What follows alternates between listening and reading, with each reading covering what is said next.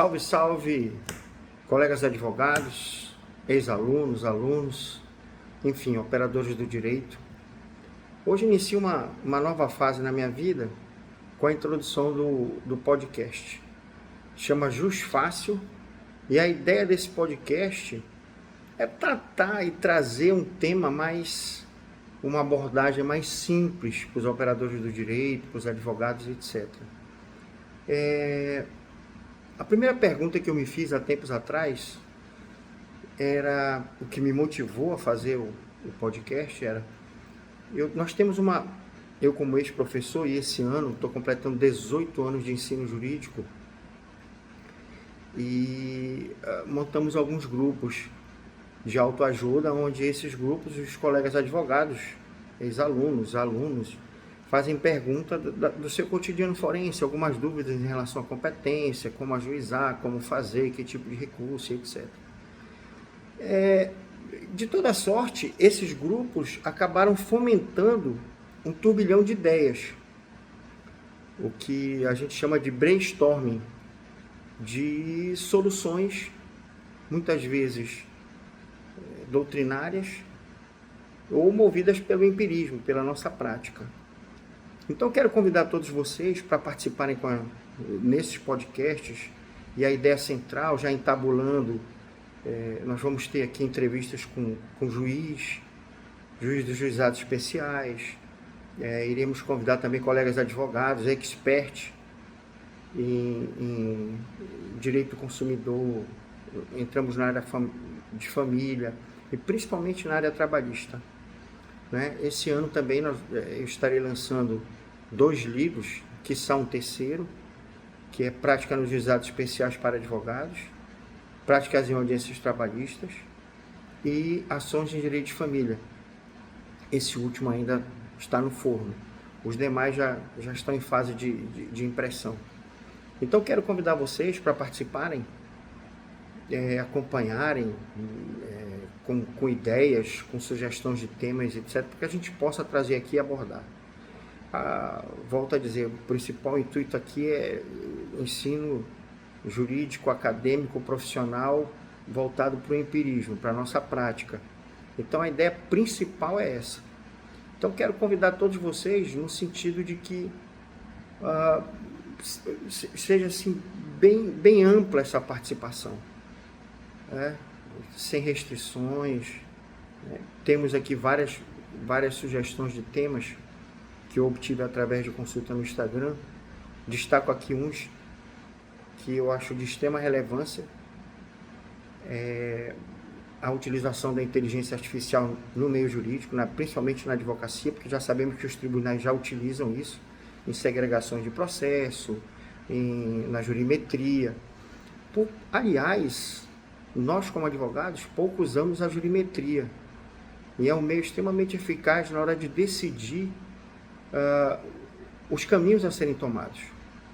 Então, ano passado e ano retrasado, a gente promoveu 2 cursos voltados para a advocacia, que é a Advocacia 4.0, começamos com esse, depois ministramos o 5.0, e agora a gente vai fazer o 5.0.1, que é a utilização do 5.0, que já se utilizava no passado, mas agora com o uso mais eficaz e mais eficiente da inteligência artificial. Esse é o principal fundamento do nosso podcast. Espero que possa contribuir eventualmente com os colegas advogados, com os ex-alunos, com os alunos, com os operadores do direito, com os estudantes, para que nós possamos criar assim, um amplo debate, uma análise crítica jurídica dos cenários, das situações que nos são colocadas agora como novidade, direito de família, e na área trabalhista. Temos aí uma ampla discussão sobre as teses vinculantes utilizadas agora pelo TST, e de maneira bem acelerada, colocando enunciados, súmulas, que vinculam decisões dos juízes de primeiro grau. Isso me parece muito preocupante, porque a CLT prevê no seu artigo 8º que nenhuma súmula do TST ou dos regionais podem impor obrigações que extrapolem os limites legais.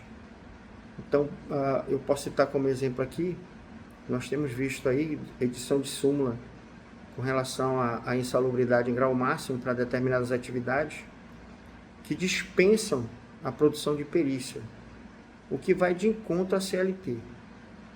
A CLT exige, todos nós sabemos, a produção de perícia para determinar, primeiro, se há, né, a insalubridade, e segundo, qual o grau dessa insalubridade. Mas se impor um grau máximo para determinada atividade, eu acho meio temerário por parte do TST em relação a esse tipo de abordagem. Mas a abordagem principal do nosso podcast é essa, né? A ideia não é politizar, não é criar polêmica, mas sim abrir um debate crítico-jurídico do que se tem nos dias atuais. E é interessante porque quando a gente começa esse tipo de abordagem, o que se percebe nitidamente é que há uma parcimônia, ou seja, os advogados, né, de uma forma geral, aceitam com muita parcimônia essa questão. Aí nos valemos dos ensinos de Pontes de Miranda, que nos brindou com a doutrina da exceção de presecutividade, que nem sempre a ausência da lei ou o entendimento maior do judiciário pode se sobrepor aos direitos, né? Então, essa é a grande questão da gente começar a ter uma participação mais ativa enquanto operadores do direito. Sabemos que contribuímos muito para a doutrina, para a jurisprudência nesse sentido, né? Nesse mês de agosto, ainda aproveitando o mês dos advogados, eu pretendo lançar aí a mão de um curso de prática em juizados especiais para a gente debater amplamente a Lei 9.099 de 95, o que não se faz isso nas academias, né?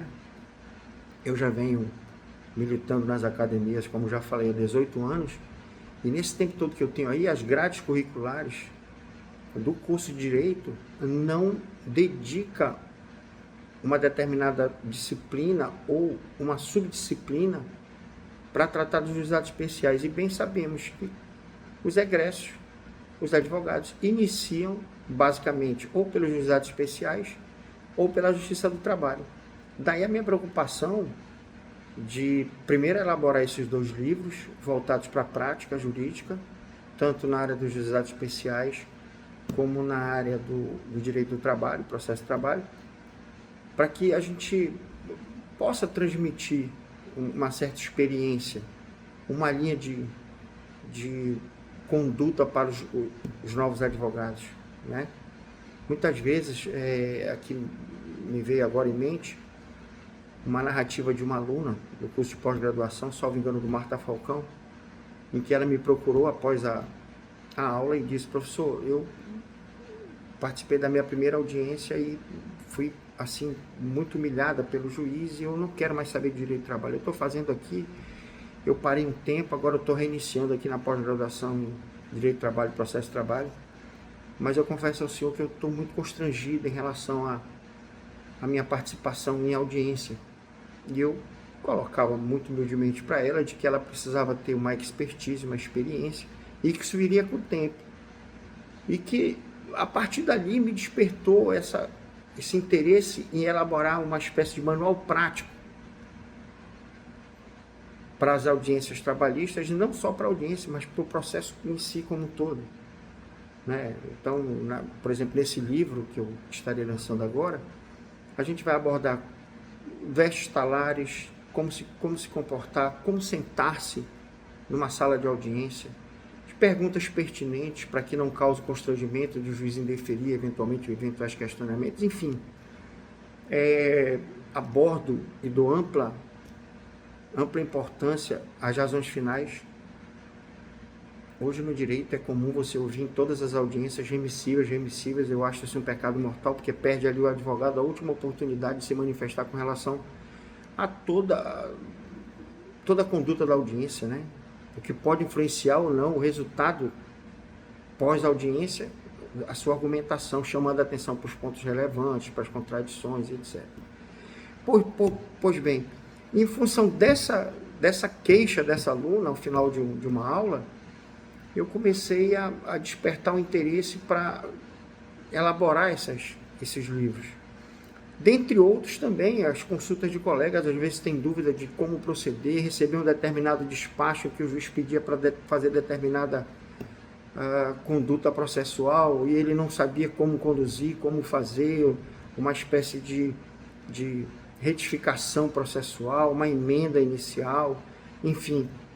E nós começamos, né, eu e aqui os outros colegas advogados, também com ideias, fomentando para que a gente pudesse produzir essa obra a fim de ajudar todos os operadores do direito, principalmente os iniciantes. Então, quero convidar toda a comunidade acadêmica, os colegas advogados, meus ex-alunos, por sinal, é um orgulho imenso que eu tenho. Eu já vou para a quarta geração ou quinta geração de advogados formados. E todos eles, motivo de muito orgulho para mim, dizer para eles que todos superaram o mestre, e fico feliz com isso. Então fica aqui o nosso convite, espero poder contar com vocês. Eu vou deixar o link para os próximos encontros do podcast. Provavelmente na segunda quinzena agora de agosto a gente vai ter o primeiro podcast online, ao vivo, com uma entrevista, provavelmente com um ex-juiz do Juizados Especiais Cíveis, que atuou também na área criminal,